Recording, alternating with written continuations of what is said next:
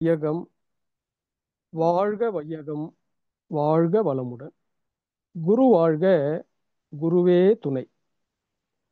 சிந்தனையை உடல் நலத்தை சீரமைத்து உய்வித்த குருவே வாழ்க, குருவே துணை. இந்த இனிமையான மாலை நேரத்திலே எல்லாம் வல்ல அருட்பேராற்றலையும் ஆசான் அருட்தந்தை அவர்களின் சூக்குமமான ஆற்றலையும் வணங்கி இந்த இணைப்பிலே இணைந்திருக்கக்கூடிய அன்பு உள்ளங்களையும் அறிஞர் பெருமக்களையும் வணங்கியும் இந்த அற்புதமான நல்லதொரு வாய்ப்பை அளித்த இறை சாதனை மார்க்கத்திற்கும் நன்றிகளையும் வாழ்க வளமுடன் என்ற வாழ்த்துக்களையும் தெரிவித்துக் கொள்கிறேன். வாழ்க வளமுடன். ஐயா மன்னிக்கணும், ஒரே நிமிஷம் நீங்க வீடியோல வந்து உங்க முகத்தை காட்டிடுங்க, அப்புறம் கூட நீங்க ஆஃப் பண்ணிக்கலாங்க ஐயா. ஆமா.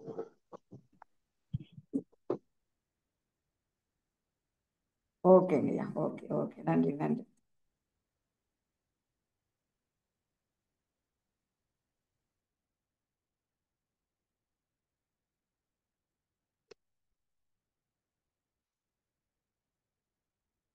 வாழ்க வளமுடன்.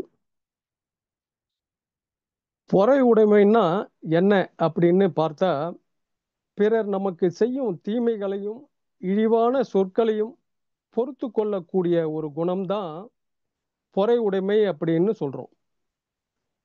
திருவள்ளுவர் தன்னுடைய திருக்குறள்ல அகழ்வாரை தாங்கும் நிலம் போல தம்மை இகழ்வார் பொறுத்தல் தலை. அதாவது இந்த பூமி தன்னையே தோண்டினாலும் தோண்டுபவர் விழுந்து விடாதபடி தாங்கும் நிலம் போல கடும் சொற்களால ஒருத்தர் இழிவா பேசினாலும் அந்த செயலை பொறுத்து கொள்ளும் பண்புதான் பொறை உடைமைன்னு திருவள்ளுவர் சொல்றார். இதைத்தான் நாம பொறுமைன்னு சொல்றோம். ஒரு மனிதன் கடைபிடிக்க வேண்டிய நற்பண்புகளில் தலை சிறந்தது பொறுமைன்னு சொல்லலாம். ஒரு சமூகத்தின் ஒழுக்கத்தை தீர்மானிக்கிறதும் இந்த பொறுமை தான். ஒரு மனிதன் இன்பமா வாழணும்னா அதுக்கு பொறுமை ரொம்ப தேவைப்படுது. அதனாலதான் திருவள்ளுவரும் அதன் முக்கியத்துவத்தை உணர்ந்து பொறை உடைமை அப்படிங்கிற தலைப்புல ஒரு அதிகாரமாகவே 10 திருக்குறளை கொடுத்திருக்கிறார். ஒவ்வொரு மனிதனும் அதை கடைபிடிச்சு வாழ்ந்தா வாழ்க்கை எவ்வளவு இனிமையாக இருந்திருக்கும் அப்படின்னு உணர்த்தி இருக்காங்க. இப்ப பொறுமைனா என்ன, அதனுடைய அவசியம் என்ன, அதை கடைபிடிக்கிறதால நம்ம வாழ்க்கையில எப்படி உயரலாம் அப்படிங்கிற பத்தி தான் நாம இப்ப தெரிஞ்சுக்க போறோம். முதல்ல பொறுமைனா என்ன அப்படின்னு பார்த்தா, ஒருத்தர் நமக்கு எவ்வளவு துன்பம் கொடுத்தாலும் அந்த நேரத்துல உணர்ச்சி வயப்படாம கோபப்படாம இருக்கிற அந்த மனநிலையை தான் நாம பொறுமைன்னு சொல்றோம். இதுக்கு உதாரணமா இயேசு கிறிஸ்துவ பொறுமையின் சிகரமா சொல்றாங்க. ஏன்னா அவரை சிலுவையில அறைஞ்ச போதும் அவர் என்ன சொன்னாருன்னா, பிதாவே, இவர்கள் அறியாமையால் செய்த பிழைகளை மன்னியுங்கள் என்று கடவுள்கிட்ட வேண்டினார். அதே போல ஒரு கன்னத்துல அறைந்தா அறைந்தவனுக்கு மறு கன்னத்தையும் காட்டுன்னு சொல்லி பிறர் செய்யக்கூடிய தீமைகளை தன்னுடைய பொறுமையினால எதிர்கொள்ளணும் அப்படின்னு ஜீசஸ் சொல்றாங்க. ஜெயின் தத்துவத்துல பொறுமைய தவம்னு சொல்றாங்க. அதுக்கு என்ன பொருள் அப்படின்னா, பொறுமையுடன் காத்திருத்தல். அதாவது தவத்தின் முடிவுல கிடைக்கிற வரத்தை விட அந்த வரத்துக்காக காத்திருந்த பொறுமைய ஒரு உன்னத விஷயமா நினைக்கிறாங்க. ஆங்கில அறிஞர் பெஞ்சமின் பிராங்க்லின் என்பவர் பொறுமையை பத்தி என்ன சொல்றாருன்னா, பொறுமையுடையவன் எதை சாதிக்கணும்னு நினைக்கிறானோ அதை சாதிப்பான். சாதனை என்பது எல்லோரும் விரும்பக்கூடியது. அதை அடையிறதுக்கு பொறுமை ரொம்ப அவசியம்னு சொல்றார். விவேகானந்தரும் நம்பிக்கையும் பொறுமையும் இருந்தா அவமானங்கள் கூட வெற்றிக்கான பாதை அமைக்கும்னு சொல்றாங்க. இதை மையப்படுத்தி தான் நம்ம முன்னோர்களும் பொறுத்தார் பூமி ஆழ்வார்னு, பொங்கியோர் காடு ஆழ்வார்னு சொல்லி இருக்காங்க. இது பெரியோர் வாக்கு. இதற்கு உதாரணம் சொல்லணும்னா நாம அதுக்கு மகாபாரத கதையை எடுத்துக்கலாம். ஏன்னா அதுதான் பொருத்தமா இருக்கும். பாண்டவர்கள் சின்ன வயசுலயே நிறைய துன்பத்தையும் அவமானங்களையும் சந்திச்சிருக்காங்க. ஆனாலும் அவங்க கிட்ட நம்பிக்கையும் பொறுமையும் விட்டு கொடுக்கிற தன்மையை இருந்தது. அதனால குருஷேத்திர போர்ல வெற்றி கிடைச்சது. அவங்களால அந்த நாட்டை ஆளவும் முடிஞ்சது. ஆனா கௌரவர்களுக்கு அந்த பொறுமை இல்லாததுனால அவங்க போர்ல இறந்தாங்க. அதனாலதான் பெரியவங்க பொறுத்தார் பூமி ஆழ்வார்னு சொல்லிட்டு பொறுமைய பூமாதேவிக்கும் கோவத்தை மனித குலத்திற்கு எதிரான சத்ரு அப்படின்னு சொன்னாங்க. இத்தாலி நாட்டு தத்துவ ஞானி பொறுமையை பத்தி என்ன சொல்றாருன்னா, பொறுமை உள்ளவர்களுக்கு தான் இந்த உலகம் சொந்தம்னு சொல்றாரு. ஆனா இன்னைக்கு பொறுமைங்கிறது எல்லார்கிட்டயும் எத்தனை கிலோ இருக்குன்னு அப்படின்னு தான் நம்ம கேட்கணும். ஏன்னா இன்னைக்கு இருக்கிற வேகமான உலகத்துல பொறுமையை ஒரு பெரிய விஷயமாகவே நினைக்கிறது இல்லை. ஏன்னா நினைச்சது உடனே நடக்கணும், இன்ஸ்டண்டா கிடைக்கணும் அப்படிங்கிற மனநிலையில தான் எல்லோரும் இருக்கும். அப்ப ஜென் தத்துவத்துல சொன்ன காத்திருப்பு அப்படின்னு ஒண்ணு இல்லாமலேயே போயிடுச்சு. அப்ப பொறுமையா இருக்கிறது கொஞ்சம் கஷ்டம்தான். இந்த பொறுமை ஏன் நம்ம கிட்ட இல்லாம இருக்கு அப்படின்னு பார்த்தா, பரிணாம வளர்ச்சியில கொஞ்சம் பின்னாடி போய் சிந்திச்சு பார்த்தோம்னா, நம்முடைய மூதோதையர்கள் யாரு? குரங்கு தான். ஏன்னா குரங்குல இருந்து தான் நம்ம வந்திருக்கோம்.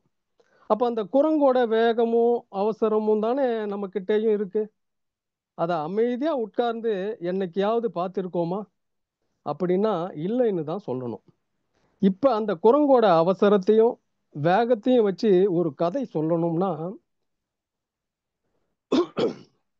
ஒரு காட்டுல ஒரு அம்மா குரங்கும் ஒரு குட்டி குரங்கும் இருக்குது.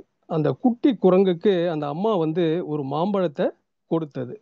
அந்த ருசியான மாம்பழத்தை சாப்பிட்ட அந்த குட்டி குரங்கு வாழ்நாள் முழுவதும் அந்த பழத்தை சாப்பிடணும்னு ஆசைப்பட்டு அதனுடைய அம்மா கிட்ட கேட்குது. அதுக்கு அந்த அம்மா குரங்கு அந்த மாம்பழ விதைய மண்ணுல புதைச்சி தண்ணி விட்டு வந்தா மாமரம் வந்துடும். அப்படி வந்தப்புறம் நீ நினைச்ச மாதிரி அந்த மாமரத்திலிருந்து மாம்பழத்தை பறிச்சு சாப்பிடலாம்னு அந்த அம்மா குரங்கு ஐடியா கொடுத்துச்சு. உடனே அந்த குட்டி குரங்கு அம்மா சொன்னது போல அந்த மாம்பழ விதைய மண்ணுல புதைச்சி தண்ணி விடுது. ஆனா அந்த குரங்கோட அவசரமோ ஆர்வமோ அந்த மாம்பழத்தை உடனே சாப்பிடணும் அப்படிங்கிறதுலேயே இருந்ததால ஒவ்வொரு நாளும் என்ன பண்ணுதுன்னா, மண்ணை தோண்டி செடி வந்துதான்னு அந்த விதையை எடுத்து பார்க்குது. வரலைன்னு பார்த்தவுடன் அந்த விதையை மண்ணுக்குள்ள புதைச்சி தண்ணி விடுது. திரும்ப அடுத்த நாளும் அந்த விதையை எடுக்குது, பார்க்குது. செடி வரலன்னு தெரிஞ்சதுமே அதை மண்ணுக்குள்ள போட்டு மூடி வச்சு தண்ணி விடுது. இப்படியே ஒவ்வொரு நாளும் என்ன செய்யுதுன்னா, செடி வந்ததான்னு எடுத்து எடுத்து பார்த்து பார்த்து மண்ணுக்குள்ள புதைச்சி தண்ணியை விட்டு வந்துகிட்டே இருக்கு. இப்படியே ஒரு 15 நாள் ஆயிடுது. ஆனா கடைசியில என்ன ஆயிடுச்சுன்னா, அந்த விதை அப்படியே அழுகி போயிடுது. இத பார்த்த அந்த குட்டி குரங்கு அம்மா கிட்ட போய், நீ சொன்ன மாதிரி தானே செஞ்சேன். ஆனா செடி வரலையேன்ட்டு சொல்லி அழ ஆரம்பிக்குது. அதுக்கு அம்மா குரங்கு நீ செடிக்கு தண்ணி விட்டியா? என்ன பண்ண அப்படின்னு கேக்குது. அதுக்கு அந்த குட்டி குரங்கு டெய்லி அந்த விதையை எடுப்பேன், பார்ப்பேன். செடி வரலைன்னு உடனே மண்ணுல போட்டு மூடி வச்சிடுவேன். அதுக்கப்புறம் தண்ணியை விடுவேன் சொல்லி அந்த விதையை எடுத்து காட்டுது. அப்பதான் அந்த அம்மாவுக்கு புரிஞ்சது. அந்த அம்மா குரங்கு என்ன சொல்லிச்சுன்னா, விதைய மண்ணுல போட்டு மூடி தண்ணி விட்ட பிறகு தோண்டி எடுக்காம இருந்தா இந்நேரம் செடி வந்திருக்கும். உன்னோட இந்த அவசர புத்தி செடி வரவிடாம பண்ணிடுச்சு. எந்த ஒரு செயல் செஞ்சாலும் அது பலன் கிடைக்கிறதுக்கு முன்னாடி பொறுமையா இருக்கணும் அப்படின்னு அந்த குட்டி குரங்கு கிட்ட அம்மா சொல்லிச்சு. இப்படித்தான் நாமளும் நம்ம அன்றாட வாழ்க்கையில பலவிதமான சூழ்நிலைகளை காத்திருக்க பொறுமை இல்லாம அவசரத்தோடும் வேகத்தோடும் நாம பயணிக்கிறோம். உதாரணத்துக்கு ரேஷன் கடையில பொருள்களை வாங்கணும்னு சொல்லி காத்திருக்கிறோம். ரயில் நிலையத்துல ரயிலுக்காக காத்திருக்கிறோம். பஸ் நிறுத்தத்துல பஸ்ஸுக்காக காத்திருக்கிறோம். இப்படி எங்க தேவை இருக்கோ அந்த இடத்துல காத்திருப்பது என்பது அவசியமாகிறது. ஆனா அதுக்கு பொறுமை இல்லாம அந்த இடத்துல நம்ம எப்படி செயல்படணும்னு, பஸ் வரலன்றதுக்காக அமைதியை இழந்து கோவப்படுறது, எரிச்சல் ஆகிறது, பஸ் வரலன்றதுக்காக பெருமூச்சு விடுறது, அப்புறம் வந்த உடனே எல்லோரையும் தள்ளிட்டு ஏறும்போது திட்டுறது, இப்படி அந்த சூழ்நிலைகளை நாம அமைதியை இழந்துடுறோம். அதே போல ஒரு இன்டர்வியூ அட்டன் பண்ணணும்னாலும் அதுக்கு அவசர அவசரமா என்ன பண்றோம்? வீட்ல இருந்து கொஞ்சம் முன்னாடி கிளம்பலாம். ஆனா அவசர அவசரமா வீட்ல இருந்து கிளம்பி வேகமா வரோம். வந்தா என்ன ஆகுது? ரோட்ல டிராஃபிக் ஜாம். அதுல மாட்டிக்கிறோம். சின்னதா ஒரு கேப் கிடைச்சா முன்னால போகலாம்னு பார்த்தா சிக்னல்ல மாட்டிக்கிறோம். இப்படி எல்லாத்துலயும் ஒரு அவசரமும் வேகமும் இருந்தா எப்படி இருக்கும்? வழி பயணமே இப்படி சிக்கலா இருந்தா வாழ்க்கை பயணம் அப்படித்தானே இருக்கும். அப்ப இந்த அவசரமும் இல்லாம வேகமும் இல்லாம அமைதியா இருந்து பொறுமையையும் நிதானத்தையும் கடைபிடிச்சா வாழ்க்கை இனிமையா இருக்கும் இல்லையா? ஒரு தடவை அன்னை தெரேசா வெளிநாட்டு பயணத்துக்காக விமான நிலையத்துக்கு போறாங்க. ஆனா அவங்க போன பிளைட் 2 மணி நேரம் கழிச்சு தான் கிளம்பும்னு அறிவிப்பு சொல்றாங்க. அவங்களால திரும்பி போயிட்டும் வர முடியாது. அப்ப என்ன பண்றாங்கன்னா, எந்த ஒரு சலனத்தையும் முகத்துல காட்டாம ஒரு ஓரத்துல துண்டை விரிச்சு பிரேயர் பண்றாங்க. ஏன்னா காலையில அவங்க அவசரமா கிளம்பியதுனால பிரேயர் பண்ண முடியல. அதுக்காக என்ன பண்றாங்க, இந்த தருணத்தை பயன்படுத்தி பிரேயர் பண்றாங்க. பொதுவா அந்த சூழ்நிலையில நாம யாராக இருந்தாலும் என்ன செய்வோம்? நினைச்ச நேரத்துக்கு போக முடியலே அப்படிங்கிற ஒரு எரிச்சல் இருப்போம். ஆனா அவங்க அந்த சூழ்நிலைய தன்னுடைய பிரார்த்தனைக்கு பயன்படுத்திக்கிட்டாங்க. அதுபோல நமக்கும் பல நேரங்கள்ல நம்ம வண்டியில போகும்போதும் போக்குவரத்து சிக்னல்ல ஃபாலோ பண்ணும் போதும் ஒரு சில நிமிடங்கள்ல காத்திருக்க வேண்டியது இருக்கும். அந்த நேரத்துல நாம கோபப்படாம எரிச்சல் படாம அந்த ஒரு சில நிமிடங்கள் நமக்கு பயனளிக்கக்கூடிய வகையில நம்ம பிரார்த்தனை செய்யலாம்.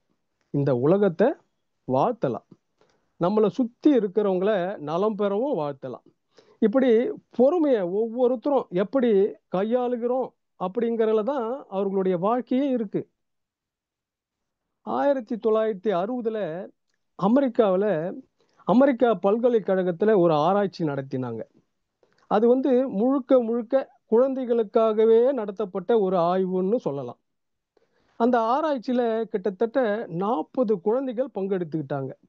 அதுல என்ன பண்ணாங்கன்னா, குழந்தைகளுக்கு பிடிச்சமான சாக்லேட்டு அவங்க முன்னாடி வச்சுட்டு ஒரு 15 நிமிடம் வரை பொறுமையா காத்திருந்து யார் அந்த சாக்லேட்டை சாப்பிட்றீங்களோ அவங்களுக்கு இன்னொரு சாக்லேட்டை கொடுப்போம்னு சொல்லிட்டு என்ன பண்றாங்க, எல்லோருமா அந்த ரூமை விட்டு வெளியில போய் அந்த ரூமுக்குள்ள என்ன நடக்குதுன்னு வாட்ச் பண்ணிக்கிட்டு இருக்காங்க. சில குழந்தைகள் சாக்லேட்டை தொட்டு பார்க்குறாங்க, அப்புறம் டேஸ்ட் பண்றாங்க. அதுக்கப்புறம் என்ன பண்றாங்க, அதை சாப்பிடணுங்கிற ஆர்வத்துல அவசரமா அதை பிரிச்சு சாப்பிட்டாங்க. ஆனா அதுல ஒரு 6 குழந்தைகள் மட்டும் சொன்ன டைம் முடியிற வரைக்கும் வெயிட் பண்ணி அதுக்கப்புறமா சாப்பிட்டு இருக்காங்க. அப்படி பொறுமையா காத்திருந்த குழந்தைகளுக்கு இன்னொரு சாக்லேட்டும் கொடுத்துருக்காங்க. அந்த ஆராய்ச்சி அதோட முடியல.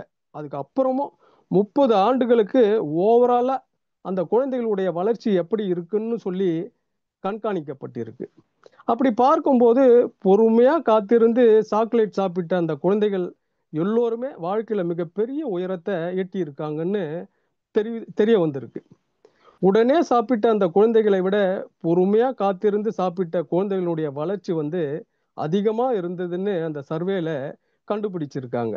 அப்ப பொறுமையா நிதானமா இருந்தா எதையும் சாதிக்க முடியும் அப்படிங்கிறத நாம தெரிஞ்சுக்கணும். முதுகையில ஒரு பழமொழி இருக்கு.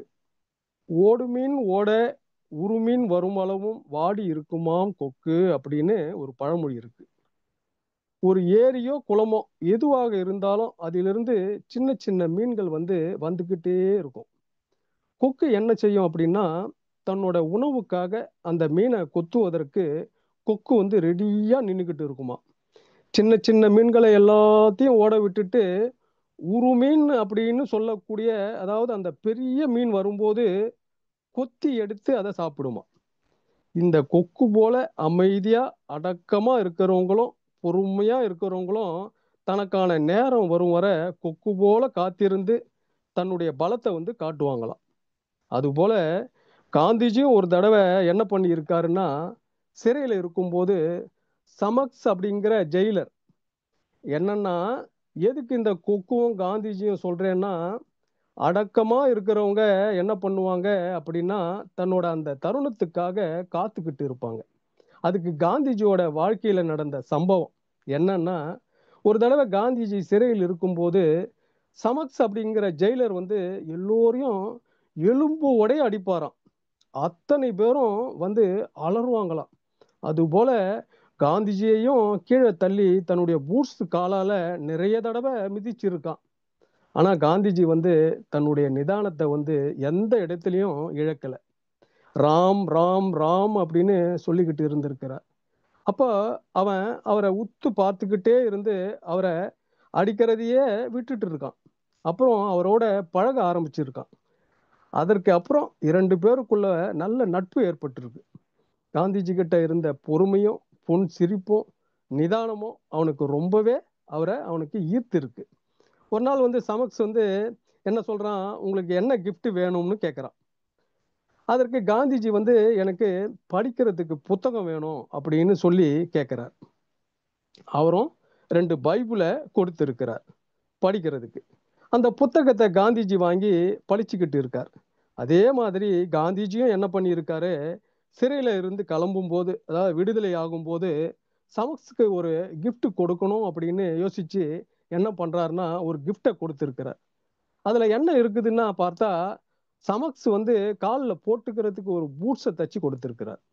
சமக்ஸும் என்ன பண்றாரு, அத ஆசையா வாங்கி போட்டு பார்த்து, இந்த அளவுக்கு எப்படி உங்களால இவ்வளவு துல்லியமா தைக்க முடிஞ்சது அப்படின்னு சொல்லி கேட்டிருக்காரு. அதுக்கு காந்திஜி சிரிச்சுக்கிட்டே என்ன பண்றாருன்னா, தன்னுடைய மார்புல இருந்த துண்டை விலக்கி காண்பித்திருக்கிறார். அந்த இடத்துல சமக்ஸ் தன்னுடைய பூட்ஸ் காலால இட்டு உதைச்ச வழுக்கல் அப்படியே இருந்திருக்கு. இந்த வழுக்கலை அளந்துதான் தைத்தேன்னு காந்திஜி சொன்னார். அப்பதான் செஞ்ச தப்ப உணர்ந்த அந்த சமக்ஸ் காந்திஜி கால்ல விழுந்து கதறி மன்னிப்பு கேட்டிருக்கான். அப்ப அடக்கம் உடையவங்க இந்த கொக்கு போல சரியான நேரம் வரும் வரைக்கும் காத்திருந்து என்ன பண்ணுவாங்க, அவங்களே வெட்கப்படும்படி என்ன செய்வாங்க அப்படின்னா, அந்த சமயத்தை அவங்க பயன்படுத்திப்பாங்க. அதுபோல அந்த சமக்ஸும் மன்னிப்பு கேட்டு தன்னுடைய தவற உணர்ந்தாராம். தானங்கள்லயே சிறந்தது வந்து நிதானம் அப்படின்னு சொல்லுவாங்க. அப்போ எல்லா தானங்களையும் பார்த்தோம்னா, பெறுபவர்களை மட்டும்தான் வந்து வாழ வைக்கும். ஆனா நிதானம் மட்டும் கொடுப்பவரையும், பெறுபவரையும் வாழ வைக்கும். அதுக்கு வந்து நம்ம காந்திஜியை வந்து உதாரணமா எடுத்துக்கலாம். ஒருத்தன் புத்தர்கிட்ட போய் கேட்டானாம், எப்பவுமே என் மனசு ஏதாவது ஒரு வகையில கோபப்பட்டுக்கிட்டே இருக்குது. யாராவது என்ன கோபப்படுத்திக்கிட்டே இருக்காங்க. இதுக்கு என்ன வழி அப்படின்னு கேட்டானாம். அதற்கு புத்தர் சொன்னாராம், எனக்கு தாகமா இருக்கு. இதோ பக்கத்துல ஒரு குளம் இருக்குல்ல, அந்த குளத்துல போய் தண்ணி எடுத்துக்கிட்டு வாயேன்னு ஒரு குடுவையை கொடுத்து அனுப்புனாராம். அவன் போய் உடனே 10 நிமிடத்துல தண்ணீரை கொண்டு வந்து கொடுத்துட்டானாம். புத்தர் அந்த நீரை பார்க்கிறார். கலங்கலா இருக்கு. என்னப்பா இந்த நீரை எப்படி நான் குடிக்கிறதுன்னு கேட்டாராம். உடனே சாரிங்க ஐயா, நான் போய் தெளிவான நீரை கொண்டு வரேன்னு சொல்லிட்டு போறானாம். 1 மணி நேரம் ஆச்சு, 2 மணி நேரம் ஆச்சு. கிட்டத்தட்ட 6 மணி நேரம் கழிச்சு அந்த குடுவையில தெளிவான நீரை கொண்டு வந்து புத்தர்கிட்ட கொடுத்தானாம். அப்போ புத்தர் கேட்டாராம், ஏம்பா இந்த தண்ணியை கொண்டு வரவா இவ்வளவு நேரம் அப்படின்னு கேட்டாராம். அதற்கு அவன் சொன்னானாம், சாமி குளத்துல நீரு தெளிகிற வரைக்கும் பொறுமையாக காத்திருந்தேன். அதனாலதான் தெளிவான நீரை எனக்கு கிடைச்சதுன்னு சொன்னானாம். அப்போ புத்தர் சொன்னாராம், இப்போ புரிஞ்சுதாப்பா உனக்கு, இந்த பொறுமையும் நிதானத்தையும் உன் வாழ்க்கையில நீ கடைபிடிச்சன்னா மகிழ்ச்சியாகவும் சந்தோஷமாகவும் வாழலாம் என்று சொல்லி அனுப்பினாராம். இதே மாதிரி நம்ம வாழ்க்கையிலையும் அன்றாடம் நடக்கிற நிகழ்வு ஒன்று. நாம ஒரு ஹோட்டலுக்கு போய் சாப்பிடுற உட்கார்றோம். அங்கே வேலை செய்யும் பையன் நம்ம டேபிளை துடைச்சிட்டு போறான். அவன் துடைச்ச டேபிள் சரியா கிளீனாவே இல்லை. நமக்கு உடனே சர்ன்னு கோபம் வரும். வரும் இல்லைங்களா? அப்ப நம்ம என்ன செய்யறோம், அந்த வேலையை செய்த பையனை கூப்பிட்டு கோபமா, நீ டேபிளை துடைக்கிற லட்சணம் இதானா என்று கேட்டா அவன் பாவம் கடுப்புல இருப்பான். அந்த மனநிலையில அவன் எப்படி தெரியுமாங்க மறுபடியும் துடைப்பான்? இவன் ஒருத்தன் அப்படின்னு முணுமுணுத்துக்கிட்டே துடைப்பான். தேவையே இல்லாம நம்மளை 10 தடவை மனசுல நம்மளை திட்டுவாங்க. நான் சொல்றது சரிதானுங்களே? ஆகவே அன்பர்களே, அப்ப அந்த இடத்துல நாம தொடச்சிட்டு போன உடனே, தம்பி ரொம்ப ரெக்வெஸ்ட்டா பண்ணி, தம்பி கொஞ்சம் இன்னொரு முறை தொடச்சிடலாம்ப்பா அப்படின்னு பொறுமையா நிதானமா சொன்னா, சார் சார் இதோ தொடச்சிடுறேன் சார் அப்படின்னு சொல்லுவான் இல்லைங்களா? ஆமாங்க. கோபமா பேசுறவன எவனுக்கும் பிடிக்காது. பணிவா, பொறுமையா பேசுறவன எல்லோருக்கும் பிடிக்கும். தயவுசெய்து இனி நாம பேசக்கூடிய முறைய பணிவா, பொறுமையா மாத்திக்கணுங்க. இப்ப பொறுமைய பத்தி மகரிஷி என்ன சொல்றாங்க அப்படின்னு பார்க்கலாம். பொறுமைய பத்தி, பொறுமை எப்படி கையாள்றது அப்படின்னு பத்தியும் அவர் என்ன விளக்கம் கொடுத்திருக்கிறாரு அப்படின்னு பார்க்கலாம். பொறுமை கடலினும் பெரிது அப்படின்னு சொன்னாலும், கடலுக்கு எல்லை உண்டு. அப்படி எல்லை வகுத்தா அது பொறுமையே இல்ல. அதனால மகரிஷி பொறுமைய இறைநிலையோட ஒப்பிடுறாங்க. ஏன்னா, இறைநிலை எல்லையற்றது. அதுபோல பொறுமையும் இறைநிலை போல எல்லையற்றதுன்னு மகரிஷி சொல்றாங்க. நம்மகிட்ட இருக்கிற கோபத்துக்கு எதிர் குணம் தான் இந்த பொறுமை. கோபம்ங்கிறது ஒரு கொடிய நோய். அது ஒரு விலங்கின பதிவுன்னு மகரிஷி சொல்றாங்க. அந்த விலங்கின பதிவு எல்லோருக்குள்ளயும் எப்படி இருக்குன்னா, ஒரு துறவி மரத்தடியில இருந்துகிட்டு என்ன பண்றாரு, அந்த பக்கமா போற வர எல்லோரையும் அவங்க பேரை சொல்லாமல விலங்கோட பேரை சொல்லுவாரு. இதோ பாரு ஒரு நாய் போகுது. இவன் நாய் போல எல்லோர்கிட்டயும் கத்துவான். அதனால நாய் போகுதுன்னு சொல்லுவாரு. அடுத்து என்ன சொல்லுவாருன்னா, இதோ பார் பாம்பு போகுது. இவன் பாம்பு போல சீறுவான். அதனால பாம்பு போகுதுன்னு அப்படின்னு சொல்லுவார். அடுத்து இவன் நரி போல தந்திரம் பண்ணுவான். அதனால நரி போகுது அப்படின்னு சொல்லுவார். அடுத்து போறவன பார்த்துட்டு என்ன சொல்றாருன்னா, இவன் தூங்காம ஆந்தை போல முழிச்சுட்டு எல்லாத்தையும் பார்த்துக்கிட்டு இருப்பான். அதனால ஆந்தை போகுதுன்னு சொல்லி ஒவ்வொரு மனிதனையும் என்ன சொல்லுவாருன்னா, விலங்கோட பேரை ஒப்பிட்டு சொல்லுவார். அப்படி சொல்லும்போது திடீர்னு ஒரு நாள் வந்து என்ன சொல்றாருன்னா, இங்கு ஒரு மனிதர் வருகிறார் அப்படின்னு வள்ளலார் சொல்றார். அவருடைய முகத்துல இருக்கிற அந்த அமைதி, பொறுமை, நிதானம் இதெல்லாம் அவர்கிட்ட இருந்ததால அவரை மனிதனா பார்க்க முடியுது அப்படின்னு அந்த துறவி சொல்றார். நாமளும் பல நேரங்கள்ல பொறுமையா தான் இருக்கோம். ஆனா சில சமயங்கள்ல தான் அந்த பொறுமையை நாம இழக்கிறதுக்கு காரணமா இருக்கிறோம். உதாரணத்துக்கு நம்ம இப்ப பஸ்ல ஏறும்போது ஒருத்தர் காலை தெரியாம மிதிச்சிடுறோம். உடனே அவர் என்ன சொல்லுவாரு, உனக்கு கண்ணு முன்னாடி இருக்கா இல்ல பின்னாடி இருக்கா, காலை மிதிக்கிறியே உனக்கு அறிவு இல்லையா அப்படின்னு சொல்லிட்டு அவங்க திட்டினா நமக்கு கோபம் வரத்தானே செய்யும். உடனே நாம என்ன சொல்லுவோம், நானே எவ்வளவோ பொறுத்து பொறுத்து பார்த்தேன், ரொம்ப ஓவரா பேசுறீங்க அப்படின்னு சொல்லி நம்ம என்ன பண்ணுவோம், சண்டை போடுவோம். அப்ப நான் பொறுமையா இருக்கேன்னு சொல்றது உணர்ச்சி வயப்பட்ட மனதுக்கு தற்காலிகமா போட்டுக்கிற தடுப்பு வேலி தான் இந்த பொறுமை. அந்த தடுப்பு வேலி எல்லையை தாண்டும் போதுதான் நாம என்ன பண்றோம், பொறுமையை இழக்கிறோம். அந்த நேரத்துல அந்த இடத்துல பொறுமையை நாம எப்படி கையாளணும் அப்படின்னா, சண்டை போடுறதுக்கு பதிலா பொறுமையா இருந்து மன்னிப்பு கேட்டா அந்த இடத்துல ஒரு சண்டையை நம்ம தவிர்த்திடலாம். நம்மளுடைய மதிப்பும் உயரும்னு மகரிஷி சொல்றாங்க. அதே போல நமக்கு பிடிச்ச ஒண்ணு மற்றவங்களுக்கு கிடைக்கும் போது அந்த இடத்துல நமக்கு கோபமும் பொறாமையும் வருது. அதே போல செல்வத்திலும் அதிகாரத்திலும் உயர்ந்திருக்காங்கன்னா, நான் அந்த அளவுக்கு உயரலையே அப்படின்னு நினைக்கும் போது நமக்கு அந்த இடத்துல தன்முனைப்பு வரும். அப்ப அது இருப்பு கட்டும் போதுதான் என்ன ஆகுது, வஞ்சமா மாறுது. ஆனா நம்மளை விட மற்றவங்க உயர்வுக்கு என்ன காரணம் அப்படின்னு நாம சிந்தித்து பார்த்தோம்னா, 7 சம்பத்துக்குள்ள இருக்கிற அந்த இயற்கை விதிதான் காரணம் அப்படின்னு நாம உணர்ந்துட்டோம்னா, அந்த கோபமும் பொறுமையும் மறைந்து பொறுமை நமக்குள்ள வந்துடும். இப்ப இருப்பு கட்டிய வஞ்சம் மன்னிப்பாக மாறும் என மகரிஷி சொல்றாங்க. பொறுமைக்கு உதாரணம் எருமை தான். ஏன்னா எருமை போல பொறுமை வேணும்னு சொல்லுவாங்க. அது மழை பெஞ்சாலும் வெயில் அடிச்சாலும் என்ன நடந்தாலும் அதுக்கு எல்லாமே ஒண்ணுதான். அதுபோல யார் என்ன சொன்னாலும் எவ்வளவு பெரிய துன்பம் கொடுத்தாலும் நம்ம கிட்ட இருக்கிற கர்ம வினைதான் நம்ம துன்பத்திற்கு காரணமா இருக்கிறத உணர்ந்து சகிப்பு தன்மையோட பொறுமையா இருந்தா அது வந்து ஒரு பெரிய துன்பமாகவே தெரியாது. ஏன்னா நம்ம செய்யறது தான் நமக்கு திரும்ப வரும்னு புரிஞ்சுக்கிட்டாலே அந்த ஏற்பு திறன் நமக்குள்ள வந்துடும். மகரிஷியும் தனது வாழ்நாள் முழுவதும் அன்பும் கருணையுமா பொறுமையா இருந்திருக்கிறாங்க. இதுக்கு பல உதாரணங்களை வந்து சொல்லலாம். இதுல ஒண்ணு வந்து என்னன்னா, மகரிஷி தன்னுடைய சொத்துக்களை எல்லாம் இழந்த நிலையில ஒரு சின்ன குடிசையில வாழ்ந்தாங்க. தினமும் 3 ரூபாய்க்கு புட்டு வித்து வாழ்க்கைய நடத்துறாங்க.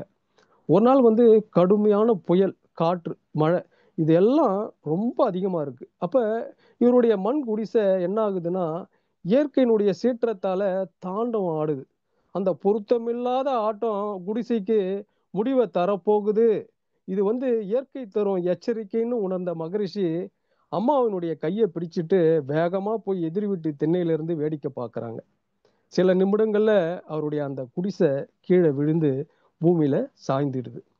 இத பார்த்த லோகாம்பாள் அம்மாவுக்கு இருந்த ஒன்றும் போயிடுச்சே அப்படின்னு நினைச்சு அவங்க கண்களில் இருந்து கண்ணீர் மழை வருது. ஆனா இவ்வளவு பிரச்சனை நடந்தும் யாருக்கோ நடந்தது போல எல்லாத்தையும் மகரிஷி அமைதியா ரசிக்கிறாங்க. அவர்கிட்ட பதட்டம் இல்ல, வீடு போயிடுச்சேன்னு கவலை இல்ல, இனி எங்க தங்க போறோம்னு ஏக்கம் இல்ல. அப்ப அவரு பாக்கெட்ல கையை விட்டு நெஞ்சு போன, அதாவது நனைந்து போன பேப்பரை எடுத்து இயற்கையின் ஆர்ப்பாட்டத்தை ரசிச்சு ஒரு கவிதை எழுதுறார்.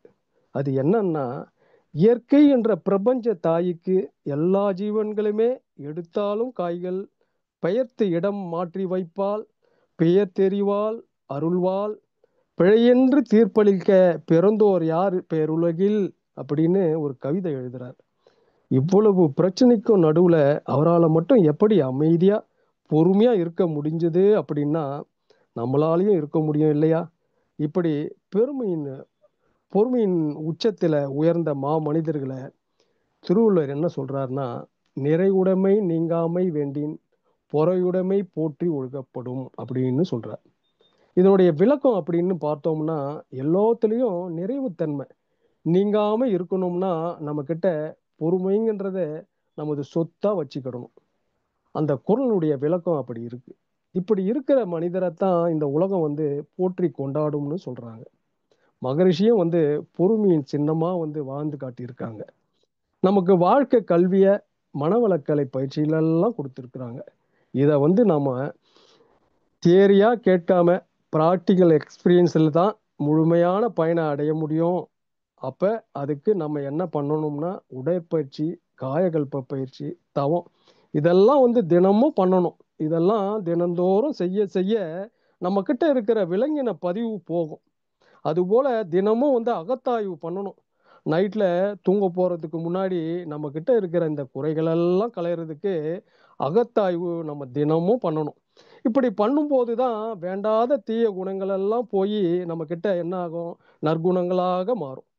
அப்ப தினமும் நம்ம பயிற்சி பண்ணணும். பயிற்சி பண்ண நமக்கு வந்து விளைவுகள் உடனே பலனை தரணும் அப்படிங்கிறதெல்லாம் நம்ம நினைக்கக்கூடாது. ஏன்னா நம்ம மூங்கில் விதையை எடுத்துக்கிட்டோம் அப்படின்னா அது வந்து மூங்கில் விதையை விதைக்கும் போது அது 4 வருஷத்துக்கு வந்து எந்த ஒரு பலனையும் கொடுக்காம இருக்கும். ஆனா 5வது வருஷத்துல நம்ம பார்த்தோம்னா 80லிருந்து 90 அடி உயரத்துக்கு அதனுடைய வளர்ச்சி வந்து அசுர வேகத்துல இருக்கும். அப்ப அது என்ன செய்யும் அப்படின்னா தன்னுடைய வேர்களை ஆழமா பூமிக்குள்ள ஊன்றி அது மேல நல்லா வளர்ந்து வரும். எந்த நிலையிலையும் அது சாயாத அளவுக்கு அதனுடைய வளர்ச்சி அதிகமாக இருக்கும். அதுபோல நாமும் தினமும் அகத்தாய்வை பண்ணணும் போது அதனுடைய பலன் இல்லைன்னு நினைக்கிறதுக்கு பதில் நம்ம தினமும் பயிற்சிகளை பண்ணும்போது நமக்குள்ள பொறுமைங்கிற விதை வந்து ஆழமா விதைக்கப்படும். அப்ப அதுக்கு நம்ம என்ன செய்யணும் அப்படின்னா பயிற்சியும் தொடர் முயற்சியும் தான் நமக்கு அந்த வெற்றிக்கான பொறுமையை தரும். புரட்சி தலைவரின் ஒரு பாடல் வரிகள்: கருணை இருந்தால் வள்ளலாகலாம், கடமை இருந்தால் வீரனாகலாம், பொறுமை இருந்தால் மனிதனாகலாம், மூன்றும் இருந்தால் தலைவனாகலாம், இந்த மூன்றும் இருந்தால் தலைவனாகலாம். அப்ப இந்த உலகத்தை வசப்படுத்தணும் அப்படின்னா அது அன்பால, அமைதியால, பொறுமையால தான் முடியுமே தவிர வேறு எதனாலையும் வந்து சாதிக்க முடியாது. பொறுமை இருக்கிற இடத்துல தான் அன்பும் அருளும் உண்டாகும். அந்த பொறுமையை வாழ்க்கையில நாம கடைபிடிச்சா வாழ்க்கை இனிமையா இருக்கும். அதுக்கு நமது பயிற்சிகளும் எப்பவுமே உறுதுணையாக இருக்கும்னு சொல்லி என் சிந்தனை உரையை நிறைவு செய்கிறேன்.